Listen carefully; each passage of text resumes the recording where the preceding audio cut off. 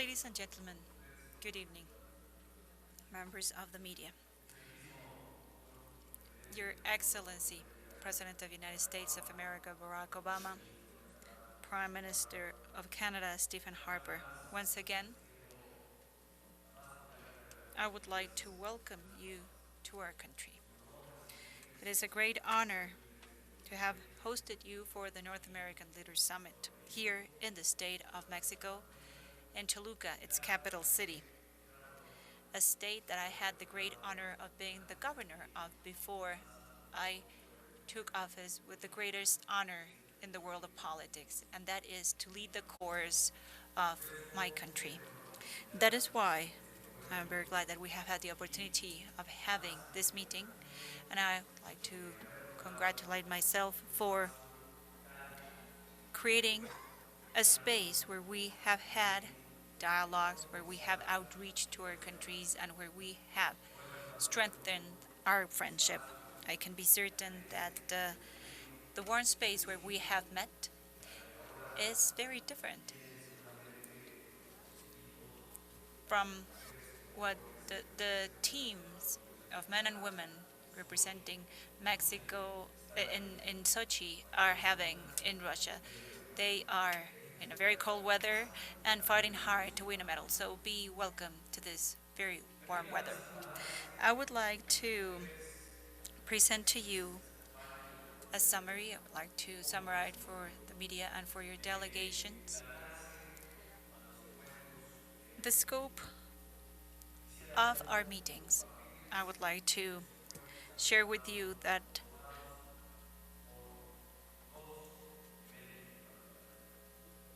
we have two highlights in our meetings. First, we had a bilateral with President Barack Obama and with his delegation and their counterparts from Mexico to address the following. And I would like to share this with you. First of all, we assessed the breakthroughs related to the agreements made during President Obama's past visit in May to our country, and now during his fifth visit. And I must note that Mexico ranks top of the list of the most visited countries by President Obama during this term. And we were able to identify the level of progress of the agreements made back then, how much we have advanced the exchange between high-level officials to precisely boost the trade and commercial relationship that Mexico and the U.S. have. We have also analyzed the possibility of setting forward new mechanisms to build and fund strategic projects.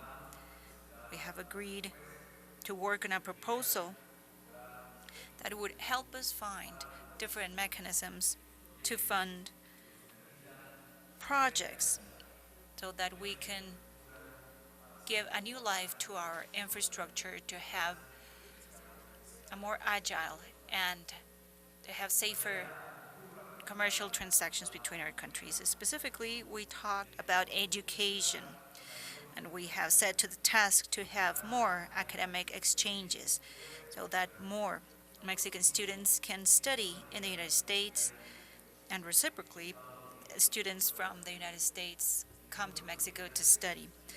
The number of students so far is somehow low considering the potential that we have. And out of the 14,000 students that Mexico go to the United States to study, we have set a goal, and that is to increase year by year this figure and reach 100,000 students a year that visit the United States and 50,000 students from the U.S. coming to Mexico to study.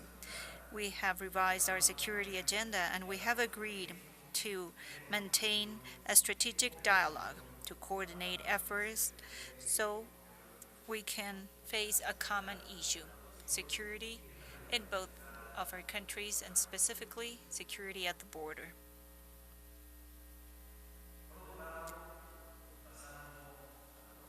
On the other hand, I would like to refer to the outcome of the North American Leaders Summit. Therefore, I would like to share with you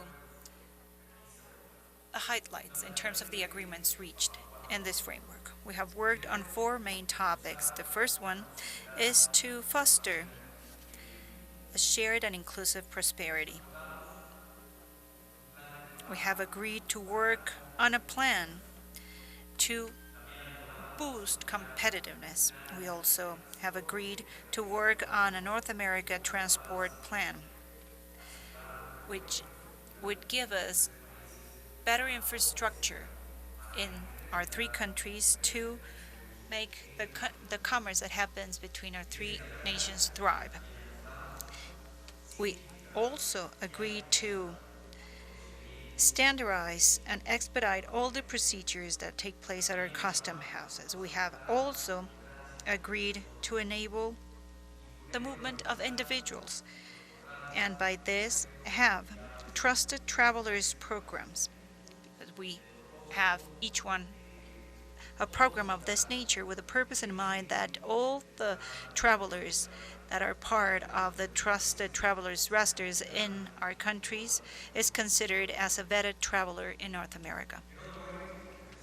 Additionally, in terms of the second topic, we have addressed areas of opportunity, and I must insist, in terms of our binational agenda with the United States, we have added up Canada to work on a program to train professionals by increasing our academic exchanges and ensuring mobility of students between our three countries.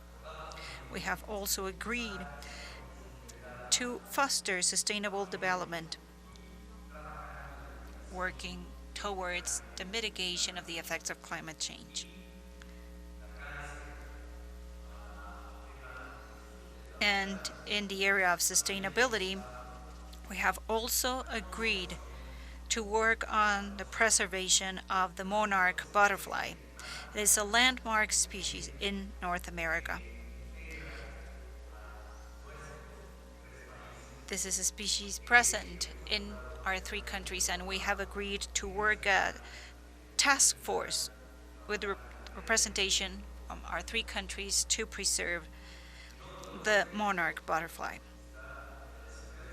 Then, another topic is citizen security and regional topics. We have agreed to give privilege to the exchange of information, and we have also privileged to coordinate efforts between law enforcement authorities. We will reinforce the measures aimed to fight money laundering and illicit financial flows, and for that purpose, we need to integrate our financial systems further. We have also restated our commitment to support and cooperate with the Central America region as well as the Caribbean because they are partners in this hemisphere. We have committed to foster development, economic growth, and citizen security as well.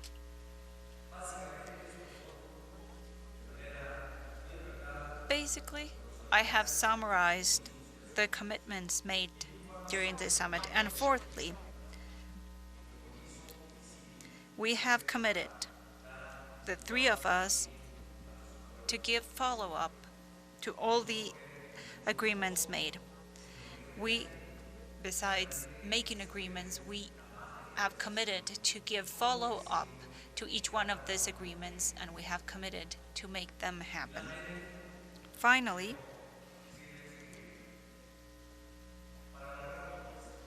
I would like to share with you that in order to reach our goals, we need to identify that North America is quite valuable.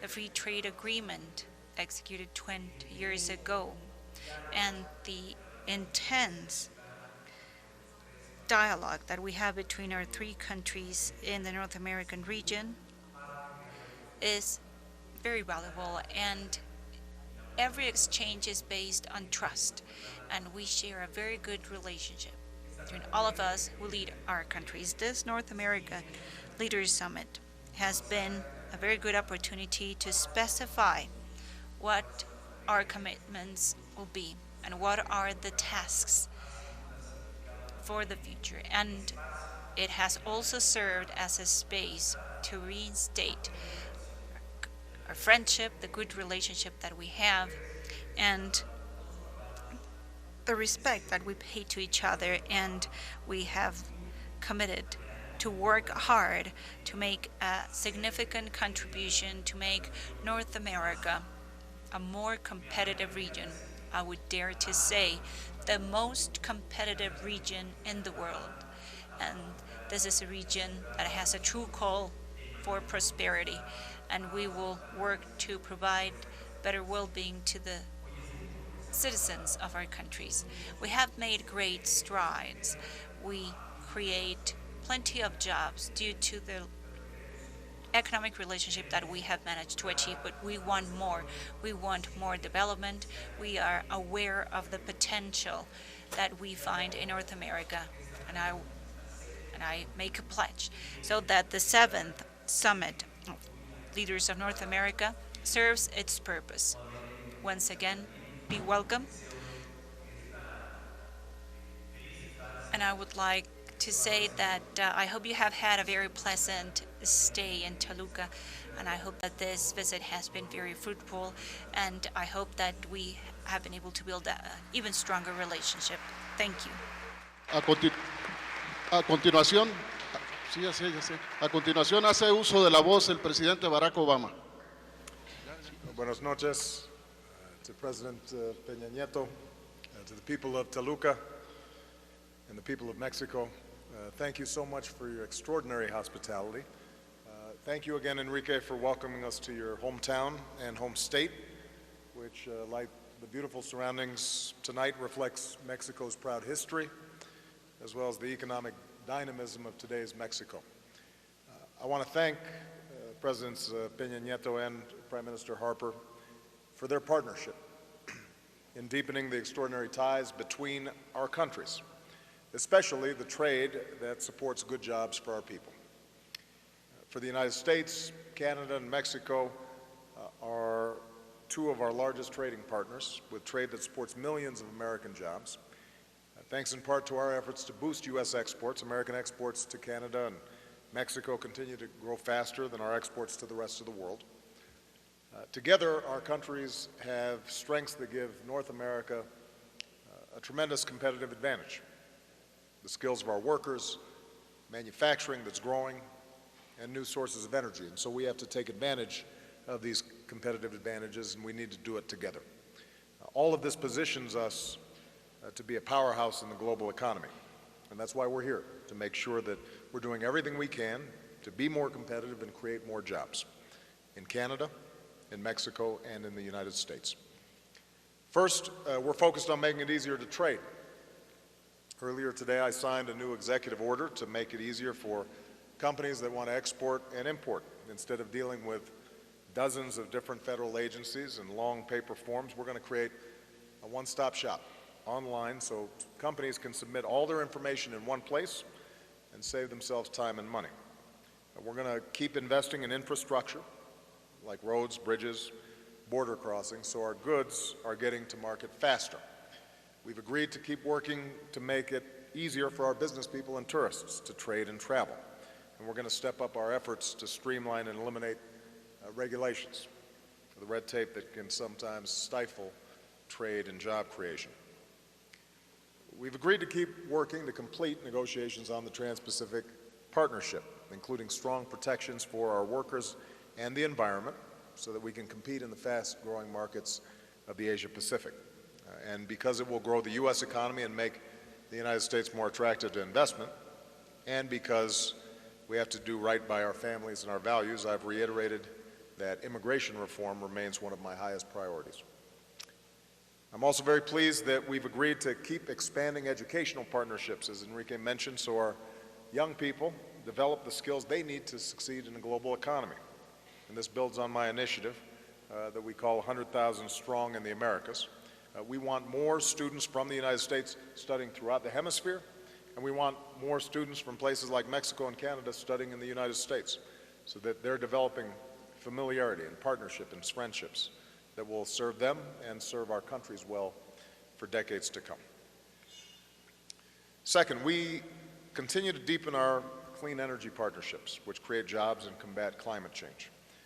Yesterday, I announced that the United States will develop new fuel economy standards for heavy-duty trucks, standards that reduce carbon pollution. And today, all three of our nations have agreed to work together to meet high fuel standards for these heavy-duty trucks. And more broadly, we agreed to join with our Central American and Caribbean partners on a regional energy strategy. And this builds on the commitment I made in Central America last year to help our partners across the region reduce their energy costs and become more competitive. On a global level, we agreed to keep standing together as we push for an international agreement to phase down the production and consumption of dangerous hydrofluorocarbons. Number three, we know that realizing our full potential as individual countries and as a region means confronting the criminals and narco-traffickers who unleash so much violence on our citizens. Here in Mexico, the security forces and the Mexican people continue to make enormous sacrifices in that fight, and our three nations are united against this threat. In the United States, we continue to be committed to reduce the demand for illegal drugs, and we'll continue our unprecedented efforts to combat the southbound flow of illegal guns and cash. And finally, given our shared commitment to democratic values and human rights, I want to take this opportunity to address the situation in Venezuela and Ukraine and the unacceptable violence in those two countries, which the United States strongly condemns. You know, in Venezuela, rather than trying to distract from its own failings by making up false accusations against diplomats from the United States, the government ought to focus on addressing the legitimate grievances of the Venezuelan people.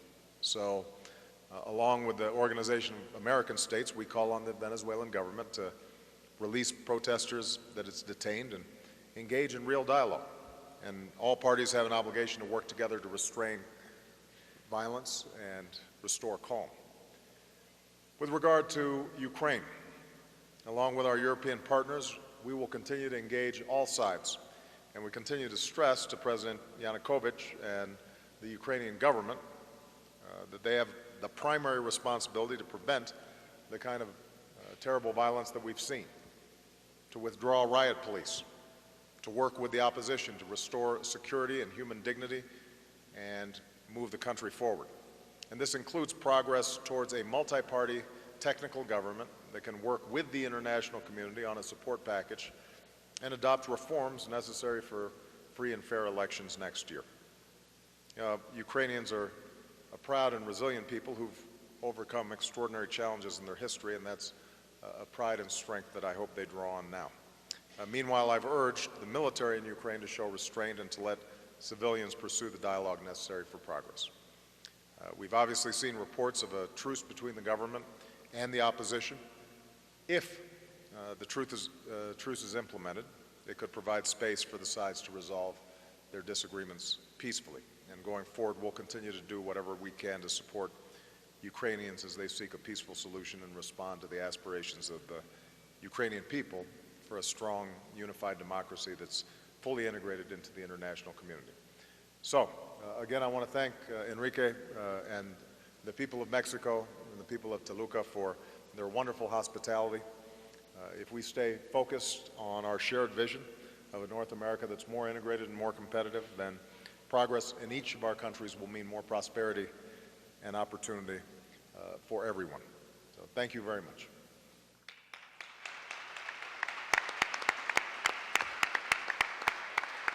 Para concluir, el primer ministro de Canadá, Stephen Harper, nos dirigirá su mensaje. Permettez-moi d'adresser pour commencer mes sincères remerciements. Allow me to start out by thanking President Peña Nieto for his generous hospitality. We have had a wonderful stay in this wonderful country in Mexico, and we are eager to come back soon.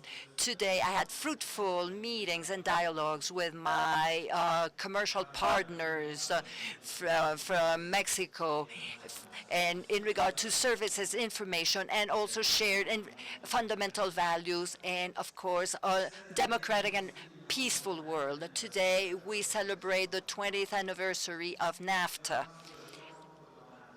As time can tell us this treaty was successful and it started guaranteeing prosperity from one extreme to the other of the hemisphere. The volume of exchanges is fourfold now and is over $30 billion. And we have now seen exponential growth and can hope for exponential growth in years to come. We are in agreement to say that we can still grow. The success of NAFTA to implement new ways, for instance, in regard to the Trans-Pacific Alliance. And so these negotiations should be for the best. We need to create employments. This is the key to revitalize the economy and to foster prosperity, not only for the Canadian populations, but for all our populations at large. That's why our government will keep on working in expanding the free trade and commerce with his main partners in North America, as well as with Asia-Pacific regions and worldwide. Since we want to have access on the other side of the Atlantic, since we have subscribed the free exchange agreement with Europe.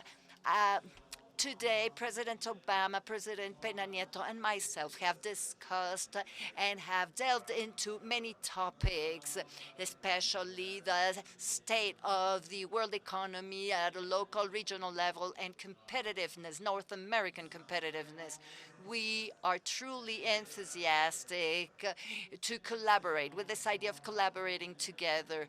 We shall keep on working together with my homologues, and to make and to take a profit of all the occasions for the well-being of our populations. And we will host the forthcoming population of the summit in Canada.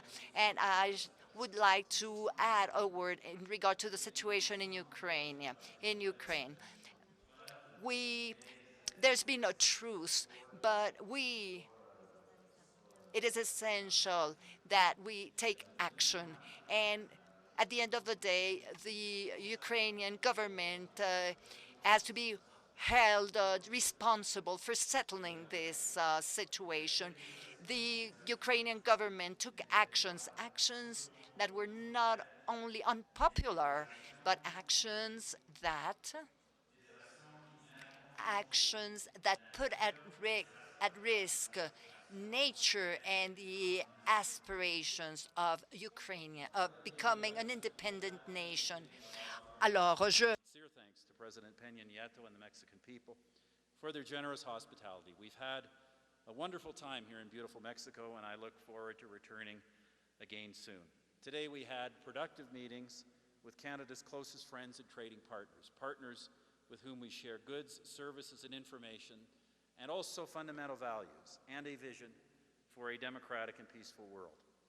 This year we mark the 20th anniversary of the North American Free Trade Agreement, and as only time can reveal, the agreement, statistics alone, has been overwhelmingly successful and is responsible for creating prosperity from the bottom to the top of the continent.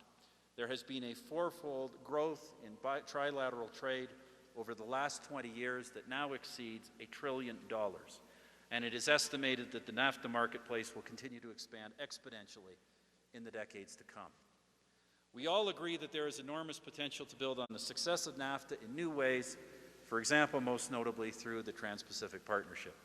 We're therefore focused on bringing those negotiations to a successful conclusion. Developing trade is one of the keys to job creation. It is a key to economic vitality, and it is a key to long-term prosperity, not just for the Canadian people, but for all of our peoples.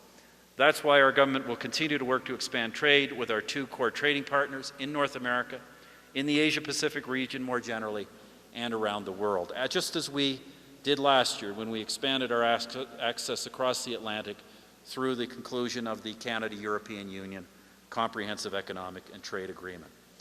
In our meetings today, Presidents Peña Nieto, Obama, and I discussed a range of topics as have already been detailed by my colleagues, including the state of the global economy, international and regional security, and North American competitiveness. We share a genuine enthusiasm for closer collaboration.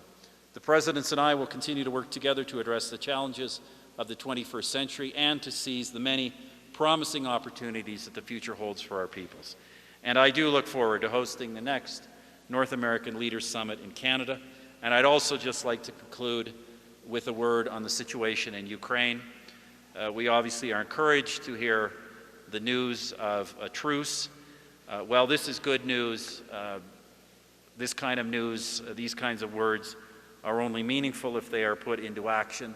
And ultimately, it is the regime that is responsible for resolving the current situation. It is the regime that created this situation, not by taking decisions that were merely unpopular, but by undertaking decisions that went against the very nature and aspirations of Ukraine as an independent state.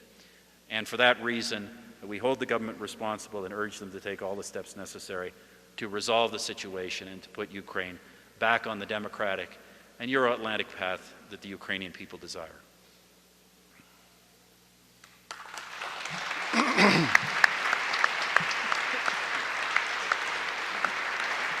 Vamos a iniciar una ronda de 3 preguntas, una a cada uno de los señores mandatarios. En primer término, We will have a round of questions. Jason McDonald will introduce the Canadian journalist asking the question. Omar Sachedina from CTV News. Mr. President, good evening to you. Canada has offered to work with the United States on joint rules to reduce greenhouse gas emissions in the oil and gas sector. You've said the Keystone XL pipeline won't be approved if it significantly worsens climate change. The State Department report has concluded that Keystone will not have a significant effect on climate change. So my question to you is, what more needs to be done on both sides of the border for this project to go ahead? And Prime Minister, I'd love for you to be able to weigh in on this as well. Et en français aussi, s'il vous plaît. Well, as I've stated previously, there is a process that has been gone through, and I know it's been extensive, and at times I'm sure Stephen feels a little too laborious, but these are how we make these decisions about something that could potentially have significant impact on America's national economy and our national interest.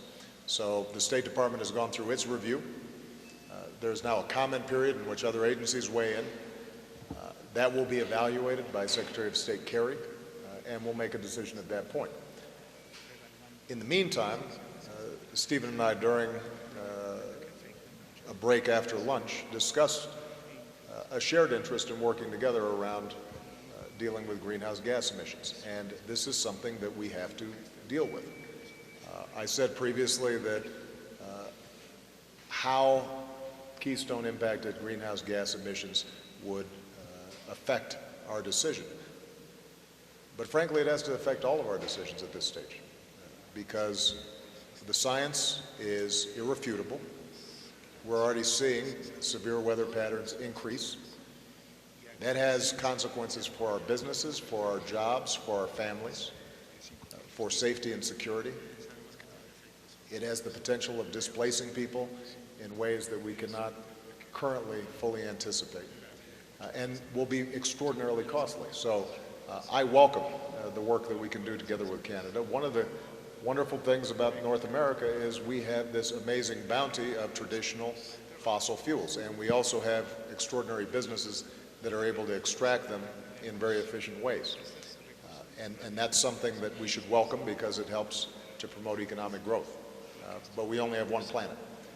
And so I believe that ultimately we can both promote economic development and growth, recognizing that we're not going to immediately transition off of fossil fuels, but that we do have to point to the future and show leadership so that other countries who will be the main emitters fairly soon, China, India, other emerging markets, so that they can look at what we're doing and we have leverage over them in terms of them improving their practices as well. So this will be a joint effort. I'm very eager to consult with Stephen around those issues, and Keystone will proceed along the path that's already been set forth. Let me just say a couple of things. First of all, obviously, President Obama and I had an exchange on this. My views in favor of the project are very well known. His views on the process are also equally well known, and we had that discussion, and we'll continue on that discussion. I would just say two things about the process. First, on the issue of climate change, which is a shared concern. Can the United States have similar targets at the international level? We already cooperate on in several sectors in terms of emissions reductions. But in terms of climate change, I think the State Department report already was pretty definitive on that particular issue.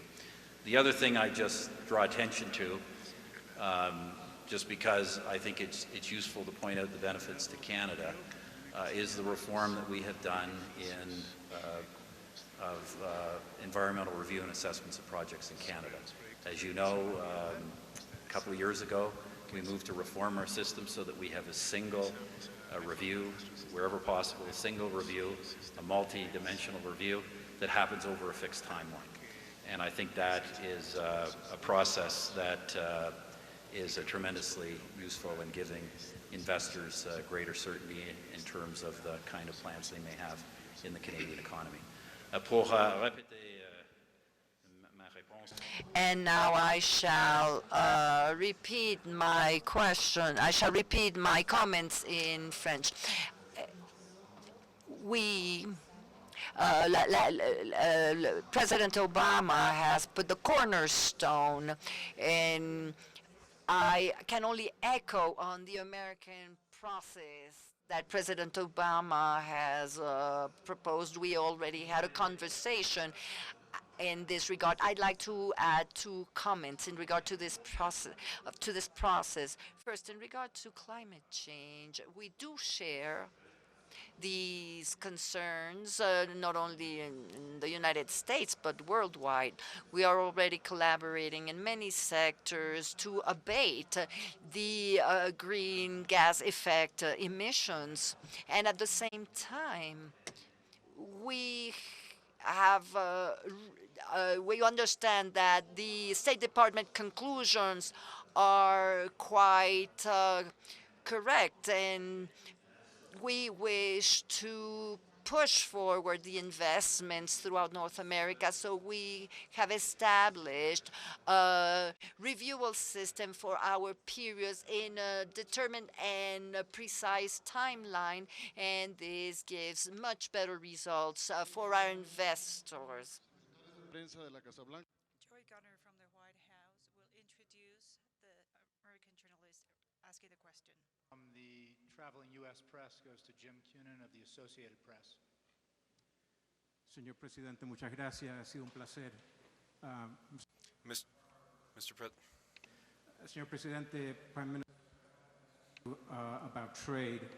Do you worry that longstanding opposition to trade deals in the U.S. from both the President's party and some Republicans pose a threat to the Trans-Pacific Partnership?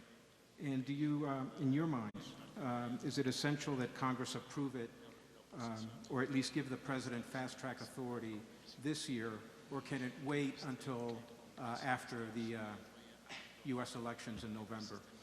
Mr. President, if you'd like to chime in on that as well. You mentioned parochial interest today. I'd be interested in how you intend to bring your Democrats along. But I had a question for you on something else that you raised. How many questions you got, Jim? Just one, sir. Okay. Because you know I got to answer that one too, right? That was a pretty slick move.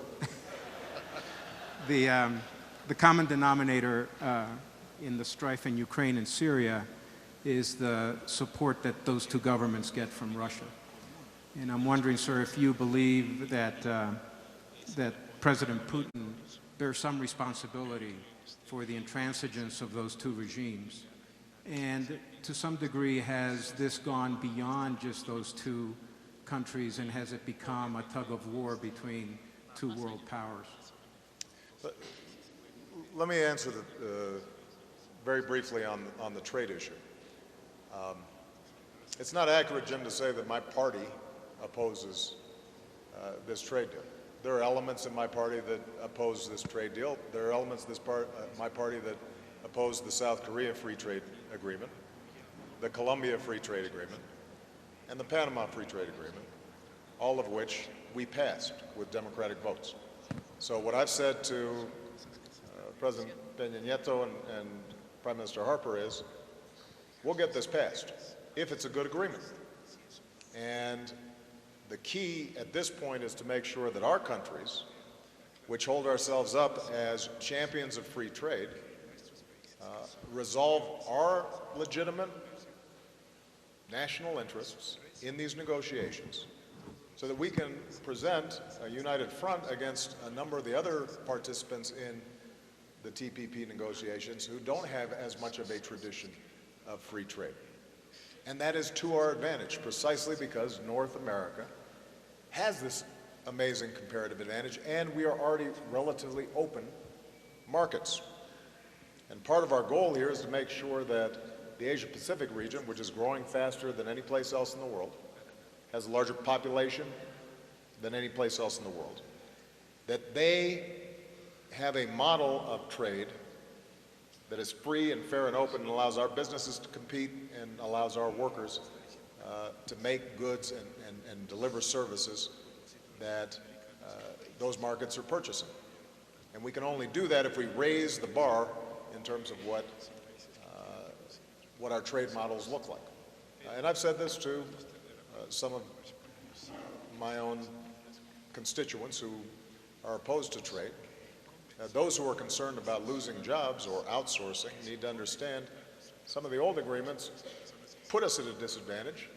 That's exactly why we've got to have stronger agreements that protect our intellectual property, that open up markets to our agricultural products, that make sure that when it comes to government procurement or sovereign wealth funds in these other countries, that they're not taking advantage of our businesses and preventing us from competing there.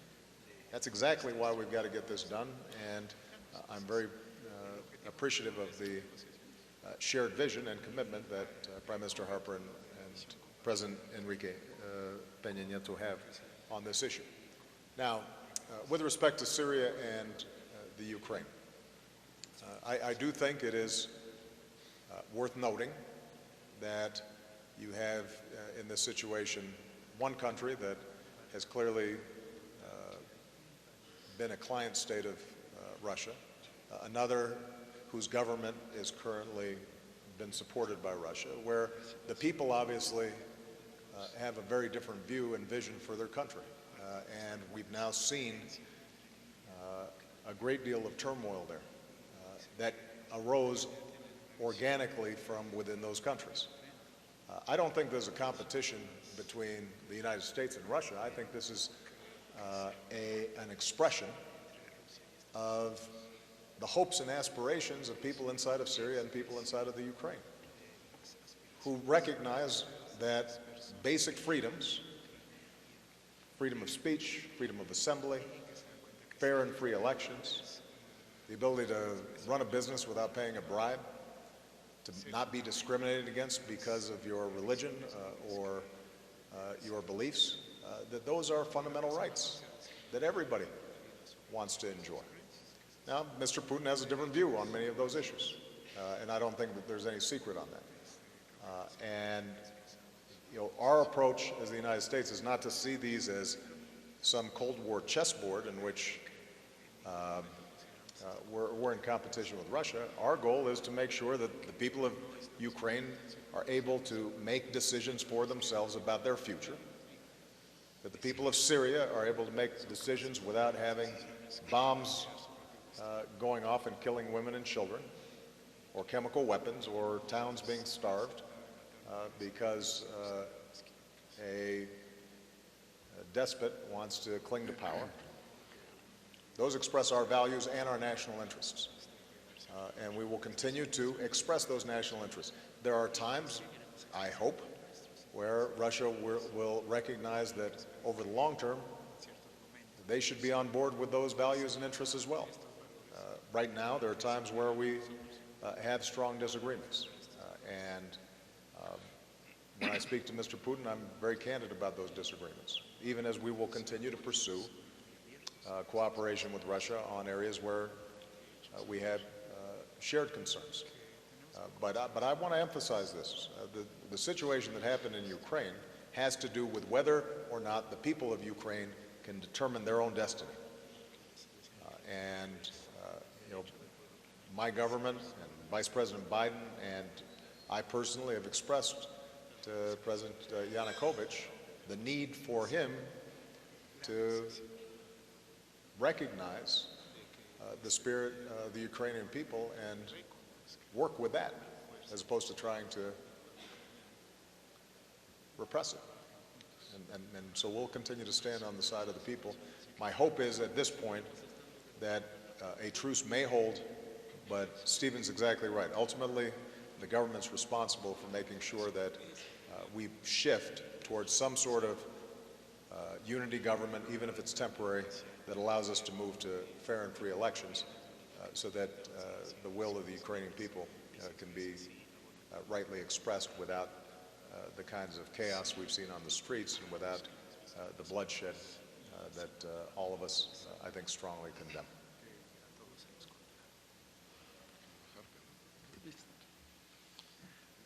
I'll just, on the issue of the Trans-Pacific Partnership, as I said, we are wanting to see and committed to seeing a good, comprehensive Trans-Pacific Partnership trade agreement. I think it's in all of our interests for the reasons that have already been laid out. That said, the Government of Canada's position is always clear in these matters, that you know, we will only come to an agreement when we are convinced the agreement is in the best interests of Canada. And we will stay at the table as long as it takes to get to that particular situation. And, you know, I think we have the track record to prove it. Our government, the current government of Canada, has signed more trade agreements than all previous Canadian governments combined. What I would say is this. I'm not going to comment on the process in Congress. What I would say is this. The reason I said what I said about working until we get an agreement that is in the interest of Canada is we will have to have an agreement that can be sold to the Canadian Parliament and ultimately to the Canadian people. And that's what we're aiming for. I repeat, in regard to the Trans-Pacific Agreement, Alliance, and in regard to our relations with the Asia-Pacific region, we have our own perspective, and we will negotiate up to the point where we will have an agreement on the table. And we need to show that our administration has subscribed more agreements than any other previous administrations. So for the Canadian government, it is essential to know that we can submit these proposals to the Canadian Parliament and at the end of the line to the Mexican stand has been very clear, specifically our take on the TPP. We have always stated it. It is of the interest of Mexico. We have been part of the negotiation rounds to eventually reach an agreement of this important opportunity that the TPP offers. We can expand the potential of North America into the Asia-Pacific region. Mexico would do its best for the sake of Mexico to be on the side of the solution. We will overcome disagreements and eventual roadblocks that the negotiation rounds present. And we hope that is in this spirit that we reach the agreement. Mexico has made a commitment and has shown political will to be part of the Trans-Pacific Partnership. We hope that the deal happens. That is the Mexican stand, and we will work to the best of our ability to reach this goal. Now, On behalf of Mexico, Miguel Reyes Razo from the Mexican Editorial Organization will ask a question. Good evening, everyone. By virtue of the fact that we celebrate the 20th anniversary of the efforts made by Mexico, United States, and Canada, we have NAFTA. It's for 20 years. I would like to ask Enrique Peña Nieto, the president of my country, what is the outlook of the northern part of this continent in terms of development? And at the same time, Mr. President Peña Nieto, I would like to know what are the challenges? What are the challenges for the development that we have hope for, that we are expecting? And I would like to ask the President of the United States of America, Mr. Obama, and Mr. Harper, Prime Minister of Canada, what is the engagement that we should expect from you? What is your actual commitment to make this region, North America, thrive in economical terms? Now, we have 13 and a half months of your administration, Mr. Enrique Peña Nieto, and you, Canada, and the United States, partners and neighbors of this country. What is your take? What is your take on this 13 months and a half of the Mexican president? Thank you very much for your reply. Mr. Miguel, I believe that we have been very candid in terms of the huge strength that we see in North America. After 20 years of the free trade agreement, our trade has been able to thrive. We have more commercial exchanges, we have more investment in the region. And today, we have integrated added value chains between our three countries. That means that we are adding value to products that are offered in this great market. We are fully aware of the economic growth seen so far. We are fully aware of the creation of jobs in North America. That is why we have committed in this summit to take on actions that would help us strengthen our economic ties even further. We have committed to enable trade, to have better infrastructure, to have safer exchanges, and to make our trade be easier. So these are the agreements that we have made today, and we have also acknowledged the enormous potential and the future that we see in the horizon. It would be based on the strengths that we have built upon over the course of the last 20 years. And let us acknowledge that we are three countries that we are like-minded in terms of our values. We are three democratic countries. We are three countries who believe in free trade. And our countries have found in this instrument a space to create jobs and to have more development in our nations. Well, as we've said, I think, throughout our meetings today, America's success, Mexico's success, Canadian success are all bound together. I think that if you just look at the facts, Mexico has made enormous strides over the last several decades. And in part, that is because we've seen a greater integration of Mexico in the world economy. I think the United States and Canada have played constructive roles in that. Our ability to trade and engage in commerce with Mexico obviously has created jobs and opportunities in our country as well. And so it's been a mutually beneficial partnership based on self-interest, but also, as Enrique said, based on common values. I think we've seen a consolidation of democracy here in Mexico, and I think the kinds of reforms that Enrique has initiated over the last 13 months are ones that will put Mexico in an even stronger competitive footing in the world economy in the years to come. And I recognize there are still implementation issues that will be involved, and there will be a healthy debate here in Mexico, but I'm confident, given the talent of the Mexican people, given the resources of the Mexican people, given the growing capacity of Mexican businesses, and given the fact that we, as a North American, entity constitutes a huge trading bloc and economic powerhouse around the world that we should anticipate Mexico's growth to continue, standards of living to continue, jobs and opportunities to continue. And that's what we hope for all our countries. I'm confident that the partnership that we've developed is good for the United States, creates jobs in the United States, helps businesses in the United States. And if we continue to cooperate and try to reduce some of the barriers that have in the past slowed down our commercial exchanges as well as educational exchanges and scientific exchanges, then we're going to be successful.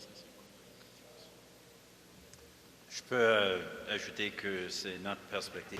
Allow me, this is our perspective. Well, Canada has seen great success, but the development of Mexico throughout this time period, that is 20 years, has been unbelievable socially, economically, politically, and Mexico is becoming a world power, and we see this accelerating process with the support of President Peña Nieto. You have made comments on the challenges to meet. I think that the greatest one is the need to keep on increasing the flow of goods and services and information across our borders at a time where risks and threats to security are also increased across the borders, and that will be the greatest challenge to meet. Look, I think the NAFTA relationship, as I've said before, has been tremendously successful for all of us, but I think looking back 20 years, the development of Mexico on all levels, economic, social, political, over the period has been incredible. It's a process that is accelerating under President Peña Nieto's very bold vision for the future, and Mexico is increasingly becoming a global economic player. You asked about challenges. I think the biggest single challenge is in an era where we are seeing and need to see even greater movement of goods, services, people, investments, information flows across our borders, that at the same time the risks and the threats to security across those borders continue to rise. So the big challenge will be how we continue to grow that human and trade flow, while at the same time minimizing the risks. Señor Presidente Peña Nieto, ¿le gustaría hacer uso? President Peña Nieto, would you like to take the floor so you can officially close this meeting? Yes, I will. Thank you very much. Once again, I would like to congratulate myself for this summit. We have had built a climate that is based on trust, respect, and we have worked towards a relationship that it's very clear in terms of the responsibilities of each one of the heads of state. And I am certain that this relationship will result in a greater integration, a stronger friendship, and whatever we do for the sake of North America will benefit our peoples. I would like to bear testimony of how grateful I am towards the authorities of the state, the governor of the state of Mexico, Rubiel Avila. I'd like to thank you for enabling the summit to take place here. I would like to thank the Chief Justice of the state of Mexico. They provided us with their facilities, and I would like to thank the inhabitants of the capital city of the state of Mexico, Toluca, for their hospitality. I thank them, and I'd like to thank all of them for the inconveniences in all the preparation work and all the security operations needed for the summit. I'm very grateful towards them, and I'm very grateful for the hospitality, even to the President of the United States, Barack Obama, and Prime Minister of Canada, Stephen Harper. Thank you very much, and have a safe trip home. Thank you very much. Congratulations.